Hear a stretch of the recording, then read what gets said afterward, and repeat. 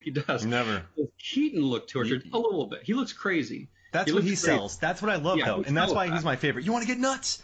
And exactly. And people make fun of that line, but it's telling. So I think between the voice and, I'll say this here, the eyes, the voice and the eyes are what do it for me. Keaton had it, and I think Robert has it. You look at him and you're like, yeah, you can make the stale jokes about him being like some scenester going to the Black Parade or working at Hot Topic, whatever. He's got long hair, fine. I love it because he looks angry. He looks pissed off. What more do you want from a character who's been compelled by anger to put on a Batman costume? Like, that's what he should look like. He shouldn't care about his hair maybe being a little bit longer. He should care about the utility and war paint that he puts over his eyes. Mm-hmm. So, I don't understand just the fragility, I think, that goes into some of those reactions, but I'm here for it. I loved it. The one thing I've never understood about comic book adaptations, and I was on the front, I don't want to compare that to war. I was going to say front lines, but that's not. So I worked Comic-Cons for many years, and I managed a lot of them. Mm-hmm. And I heard so many people. Okay, how many iterations of Batman are there? Oh my goodness! I mean, if you're going back to the 40s, I couldn't count on how many hands. And if you're talking about voice actors, there's so many on their own. So I would say anywhere from 20 to 40. Yeah, so you have 20 to 40 different Batman, and then people complain about the Batman in a movie. This is just another iteration of it. This is another graphic novel. This is another. A death in the family. On consistency all the time, and I think that's partly a Marvel hang-up. I think it's just like this idea that, oh, my character's got to be uniform and it's got to be the same. It's like that's just toxic fandom for you. Like you expect and want something new, but with the second something daring is attempted, you get a little clingy, right, with your favorite iteration, and it's just nonsense. Do you think the more we move away? So remember back in the I'm 38, and when I was growing up, I loved X-Men comics. But in the 90s, there weren't comic book movies. Fantastic Four, that was, you can't even consider that. You just have a Dolph Lundgren movie here and there. It wasn't until about 2000 with X-Men and Spider-Man and all those movies. Right. And so all these people now that have their hang-ups with comic books, I think two things have happened. And this is what I witnessed working at the Comic-Cons, is these people adored comic books, but no one else did. So they became very protective of them. They couldn't tell people. So then they became very protective of their favorite characters. Mm-hmm. You had them. But then you have the people where, if you look at Comic-Con, and all these people started having a voice. Look at the Snyder Cut. That. Like, they learned that they had a voice. If they do this much on Twitter, they'll get a Firefly movie. So then you have very entitled fans. Oh, so absolutely. Then you have fans that are very entitled, but then you have fans that love these comic books because that's what they clung to when nothing was popular, and that's what Spider-Man was this kid just like them.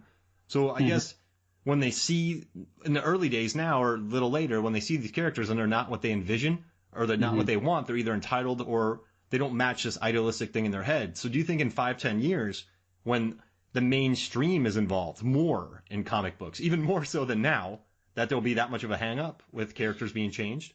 Oh, you're not going to like my answer. I would argue, yes, to your point, we're already there. We're way past there. I would say the fact that the Snyder Cut, as it were, is a thing that happened, is happening. We're way past that. I think it's only going to get worse. I think a lot of that is just basic human, psychology and uses and gratifications. I think when people have an experience that's, positive with some sort of media stimuli, like these movies or these characters, it's a nostalgia thing. You want to return to that.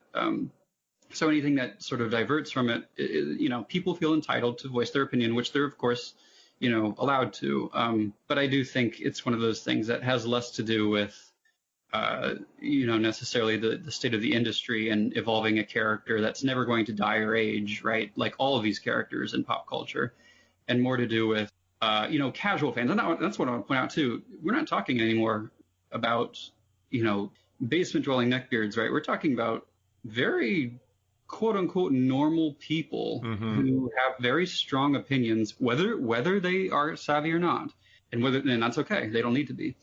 But it's enabled people who casually see a Marvel movie or two a year to have these opinions that are strong. And that, again, that's okay. But, a lot of times these opinions aren't necessarily informed by a whole heck of a lot, which also is okay. So, I think, again, we're long past there, and I do think it's going to either continue the way it is. And, I don't know how short everybody's memory is, but this happens all the time. I mean, it happened to Keaton when he was announced. It happened to Ledger. It's happened to Pattinson. Like, it's not going to stop. And the moment it does stop, right? The moment it does stop where a studio casts an expected generic vanilla role, then I get worried, So that's my very cynical take on that. I think the success of Joker and maybe the success of this will make more lower. So Joker, what, 60 million? So let's say the studios just start handing out $70 million to directors to make their comic book movie. They won't take fans' consideration into as much regard. It will be more auteur driven. That'd be pretty badass, man. I hope so, but it's a business. It's a business. So you get something like, and I love James Gunn. This isn't necessarily a slight against him, but you get a James Gunn. That's a very business move. I mean, they saw what was happening with his quote unquote controversy in Marvel and being dropped temporarily, which again was, that contract was then pushed to him again for Guardians 3. They saw that opening and they said, we want somebody who can make this a hit. Yeah. And I actually think he's perfect for the new Suicide Squad. But at any rate, I still think actually more than ever, it's one of those things where we can have both going on, right? Some decisions are informed by, instinct and, connections with auteurs who want to really do something and make it their own. It might, blow the can open on something new, or hire somebody like James Gunn to direct their surefire hit because he makes sense. He's on brand. Yeah. So, more and more of these studios, they're listening, as you can see with the Snyder Cut. If the fans are loud enough, I think for better and worse, these decisions are going to be made by fans. Now, that's my reaction too. So watch this so we trailer. Gotta be careful what we wish for. Watching this trailer, I saw something interesting. A lot of people have been calling it a bat cave, but it looks more. So this is all speculation, and Sure, of course, that goes without saying. But it doesn't look like a bat cave. It looks like a rundown museum or a mansion. So everyone's calling it a bat.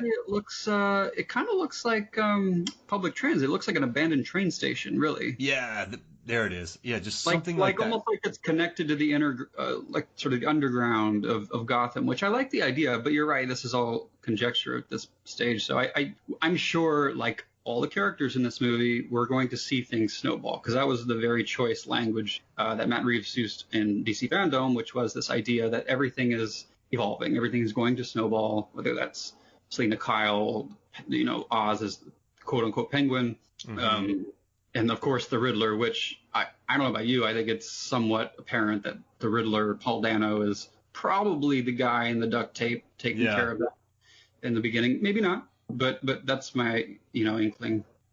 That's an interesting thing with all that duct tape. And then when he tapes that guy's face over, no more lies. I mean, well, somebody already figured out the card, which I guess is kind of cool. He lies still. He lies still, yeah. Which it's a pun, whatever. It's the Riddler's thing. So I do love that they're leaning so heavily into not just like Seven. I mean, never mind that; it's very obvious, but. Right, in terms of the comic books, I know I've really harped a long time about The Long Halloween. That's my favorite detective story for Batman. And just basing this idea of like a series of killings, right? I don't know how close it's leaning to that story specifically. Probably not a whole lot, but yeah, just this idea, like a lot of people are dying. Who's doing it? Why are they doing it? So I think that's great. I would love for me, I dig a smaller stakes. Oh, absolutely. You cannot compete. Nobody can anymore. I mean, how many Marvel movies have we seen with blue beams in the sky? Yeah. The literal Earth is shattering. Like, you can't Justice do it. League do a Batman movie. Yeah. Batman holding a gun against parademons. Like, it just doesn't make any sense. Not anymore. And I just love. Okay, let's see. What was I about to say? So my favorite superhero movies are like Unbreakable. So small scale. I do love Spider-Man 2, the end, he's going to blow up a city, but it stays between him and Ock. Yeah, and even then, it's a very personal, adversarial, I guess he's sort of got a friendship going with him, but it's intimate, I guess I'm trying to say. And I think the whole fight lasts a whole, minute and a half. I love this too. Okay, we haven't watched it, but I just like the analog chase scenes. I like the Batman destroying a henchman, and some people hated that. Some people have written long Twitter threads about that, but Batman killing? Oh, you mean the beatdown? Yeah, the beatdown. I mean, that guy. I don't know. When you got face paint, and you're a gang member, and you're killing people in a fictional world, you're probably bad. And yeah, I don't think it's. I don't want to have that kind of conversation here. And honestly, I think there's some validity to the politics, quote unquote, as they were. But I do think people are kind of getting ahead of themselves based on a trailer. I mean, it's Batman. Come on, there's a little bit of give you have to allow for these kinds of movies. They're superheroes, quote unquote. So whatever. But yeah, that I think was the scene. If we're going to talk about anything that won anybody over, was there another scene in this trailer to you that seemingly converted an entire mass of Pattinson doubters? Because I don't think there was. I think that was it. And no, nothing in here made me go, uh-oh. But I guess I'm not that huge on Batman. Well, I just mean to say the beatdown in question and having people say, okay, all right, I'm on board with this. I like what they're doing with this. Pattinson's got my vote. Because that feels like it was the turning point from all the reaction videos that I've seen. And that's been very vindicating for me personally. And also, I just got to say, so after Cosmopolis, right, he went and did The Rover, which... It was kind of wild. I wrote a really positive review for The Rover, and Robert Pattinson fans got a hold of it, and this is after Twilight when people are still ragging on him. How many years after that was Twilight?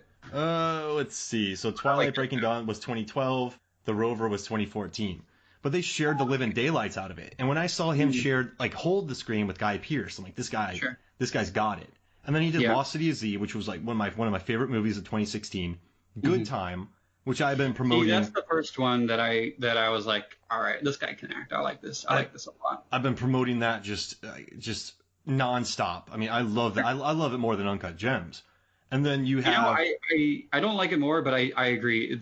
Revisiting it has made me much fonder on it. I really think they're equals. And I something about his character is just this is the way he just keeps talking and so skeevy and just and then you have High Life, which I adored. I think that's high-minded science fiction that I loved. And then he went and did The Lighthouse, which, I mean, that movie, Robert Eggers just based it on Misery is hilarious. And you have the farts and the spraying poop in his face and all the stupid stuff. And just like it, I'm telling you, it's a comedy. It really is. I laughed a lot in the theater. It's the Shining version of a comedy, I suppose. You could put it that way. I really liked it, yeah. And so watching him, and I think you posted this a couple years ago, and you're like, Pattinson. I'm like, yeah. And I immediately just made sure I put out, like, watch these movies before you start complaining about Pattinson.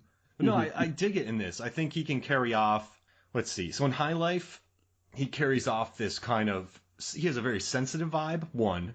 I mean, Twilight showcased that. The kid has a sensitive side. But then you watch his other movies, like Rover. He's very grimy. He's very, I guess he's kind of tough. He's like just... that life. And then Lighthouse, he can kind of go mad a little bit. He shows he has that very vulnerable. Good time. He can be vulnerable, but also be a dirtbag, and he can carry these.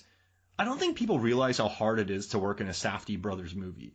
So you see Adam Sandler just by watching them. You see Safdie. I mean, you see Sandler. You see Pattinson, but you have to understand they're doing these takes multiple times, and that energy has to stay up on 14-hour days.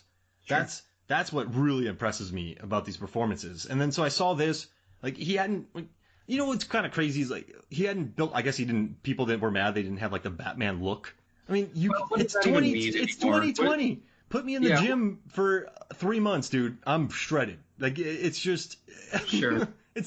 They have the best trainers in the world. I still don't get this idea of the Batman look. People were talking about that with Keaton. He didn't have the square jaw. He didn't have this like all-American Superman look. And it's like, but why do you want that? What do you ask yourself why you want that and why that's important to you? And I feel like the answer is always going to come down to something very somewhat insecure. I hate to say it, but again, when we're talking about the quote-unquote guyliner jokes, this to me looks like somebody who suffered a great trauma. He is extremely pissed off. He is extremely angry. This tells me that this is the kind of psycho who would put on a costume. There's nothing. It has to be a psycho. It has to be someone who wants to go nuts. That's why he's been so smart to say in his early pressers about this. He's not a hero. And people say, oh, he's going to be killing people again. And people just get hung up on these silly things, which I want to say, I don't know if he will in this movie. I don't think he will. I think I know enough about